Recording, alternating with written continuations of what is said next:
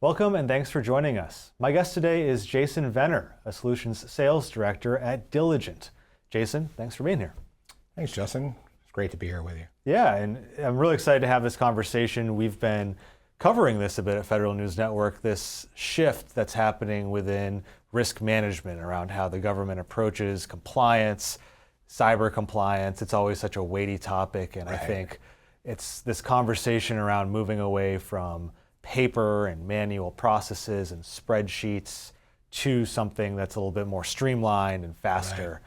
I'd love to dig into first, though, why is compliance with some of these federal regulations just so manual, so resource intensive? How did we get here?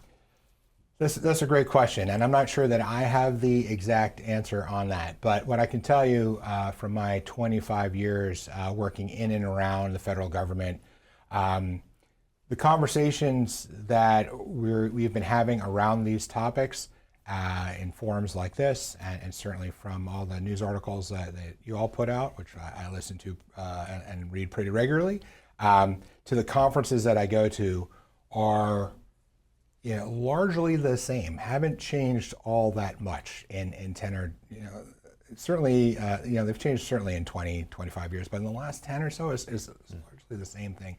You're talking about these new types of frameworks and requirements that keep coming out, and they're necessary and needed. You have to comply with them because risks are increasing exponentially, if not every day, certainly every month and every year. There's something new coming down the pike all the time. So I think like there's this natural reaction that these things are sort of written in a paper format, and therefore you're reacting to them in a paper format. And because I have, when I'm at my agency, I look out and say, what resources do I have to meet them? It's largely people, right? It's not necessarily been a software tool or package that does everything we need it to do yet. So what can I tap into? I can tap into people, and people then can take paper and take a spreadsheet and then start executing actions against those. And I think that's sort of where we've ended up by no one's fault. It just sort of evolved that way, and now it's kind of time to stop and reassess where we're at. And I think the administration is doing actually a pretty good job in looking at all the different regs that they're promulgating, revising them. Again, what I hear is largely from what you all put out in news media, but the approach they're taking seems to be to really streamline and optimize those rules to get at the heart of the matter, which is risk management. It's not necessarily producing documentation to verify that I did something. It's actually being able to do it, right, and having the resources and people to do just that. And to your point, when I talk to agency CIOs or CISOs, they talk a lot about how it's not necessarily just getting away from risk management, and in some cases it's the law, but it's just thinking about it differently. And Right. part of that seems to be relying more on automation and artificial intelligence and data analytics instead of those Right. people and manual processes. How do you think about those things and distinguish them in terms of how they can be used for compliance? Right. That's a great question, because of course AI is not the big buzzword. It's been a buzzword for a while, but it is the entire narrative right now, right? And so everything is now, hey, this is AI, that's AI. Is it all really AI? You have to look at it. But automation's been around for a while. Analytics has been around. People don't realize this. Analytics has been around for 30 years, right? Diligent and a couple of the companies that we've acquired over time have been in this market for that long. Of course, the today's versions of those solutions are much improved, but it's been around for 3 decades, and now you do have AI, and so you can, with analytics, tap into your enterprise data or third-party data, wherever that data resides. You can actually reach in, grab it, pull it out, clean it, which is really kind of the key thing, because everyone's like, oh, we have old data, we have bad data. Yes, everybody does have that, but there are ways to get around that now. and then look at what your data tells you, right? And so everyone talks about wanting to take a data-driven approach. Not everybody does because they haven't looked at the solutions that help them do that. And then, so that's sort of one thing. That's the telemetry coming from all these data points that you're collecting. What does this actually mean, right? So that's sort of one key concept. Another is automation. What is automation, right? And what should software help me do? Software should help make my life easier. If I'm a CIO or a CISO, it should help make my life easier, and not just for doing security scans and vulnerability scans, but actually doing IT governance, risk, and compliance, otherwise known as GRC, right? And so under the CIO and CISO, you have what we call IT GRC. You can talk about GRC across an entire organization to encompass everything else, but for this conversation, we'll focus on that. And instead of having dozens, if not hundreds sometimes, of people working on, say, FISMA compliance, what if I could reduce that number, significantly? That's what a software solution that says it's providing you with automation should do. And that's not to get rid of those folks necessarily, right? I mean, there's always concern about that. These are people we're talking about, and they're also resources. If I let someone go, will I ever get that resource back? Sometimes leaders have to think about that as well. But maybe I want to reposition them to do more value-added and strategic work, things that are going to provide more value than chasing documentation around saying, hey, Justin, can I get that update of that policy? Hey, yeah, I'll get it to you. And we go through this whole rigmarole and however much time that takes, and multiply that probably literally by a factor of 1,000 to respond to, say, a FISMA audit or some type of other external audit. Sure. And you just alluded to it, but change management for a lot of agencies is scary, and shifting to a new process like that it comes with those changes in what people are doing and how they're assigned, as you just mentioned. Yeah. Where have you seen this, or how have you seen this be successful in terms of how organizations can shift to this more automated, data analytics driven approach?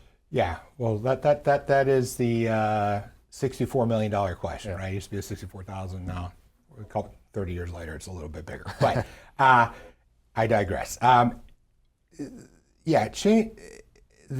natural, I think, default is to say like, oh, this is going to be hard. Yeah. We just went through this ERP implementation, and it took a decade, literally, to do, or sometimes longer. I think it's the Navy, for example, they just are wrapping theirs up, and now what they have is going to be obsolete, and they have to start all over again in a year or two. I mean, that's not a situation that anybody wants to be in. My heart goes out to the folks that try to manage that and get there, which they finally have. But I think those lessons or those instances are out there, and people are wary of them. And so, you have to really understand what they're getting themselves into to want to do this, because it isn't necessarily something you have to do. It's something you should do for the taxpayer to be more efficient, as we were talking about. But also, it'll help surface risks much more quickly. And that really is the name of the game, right?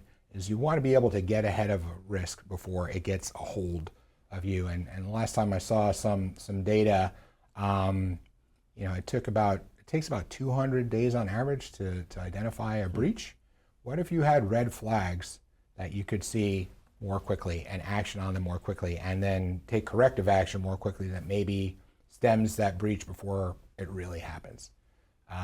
That's an idealized sense of what could happen using software, but it is within the realm of possibility. So there are folks that we talk to that really can kind of see and understand that vision, and that's where the success starts to happen. So it's on software vendors, professionals, thought leaders like us to better communicate that to the folks we want to work with, that we need to work with, that need to work with us, that are looking for these answers out there.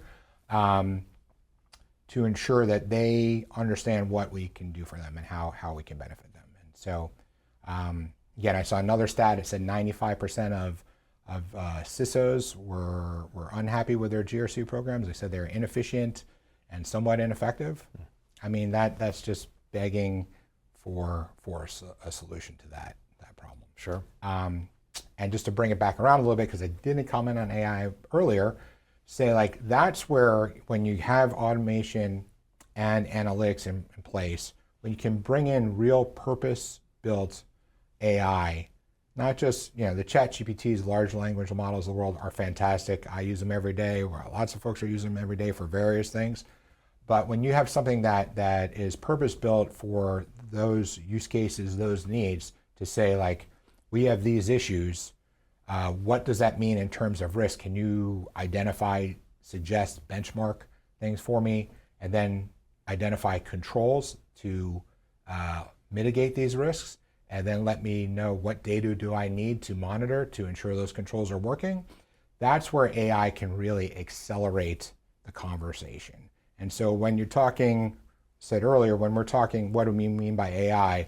That's what diligent means by AI, right? When we're building things that'll help people do that, do their jobs better, reduce risk in real time. That's where we're trying to go. Okay.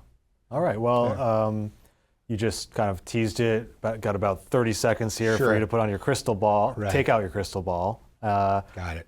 3 to 5 years from now, where does this conversation stand? What are we talking about then, do you think, in terms of compliance and automation and all these things? Yeah, I think it's analytics infused into everything. It's automation, hopefully, if not 100% for everyone, like in the high 80s or 90s. And then it's AI that is letting you make decisions about how you can address and mitigate risks in real time. That's largely across the board. So it's that continuous analysis, continuous monitoring, and much faster decision making to combat the risks that are only going to be exponentially greater in 3 to 5 years from now. So, absolutely. Well, we will be having these conversations throughout, and we'll see where that goes. But I'd like to thank Jason Venner, a Solutions Sales Director at Diligent, for his insights. Thanks, Jason. Thanks so much. I'm Justin Doubleday. You're watching Federal News Network. Now let me send you back to the studio for more on the Risk and Compliance Exchange.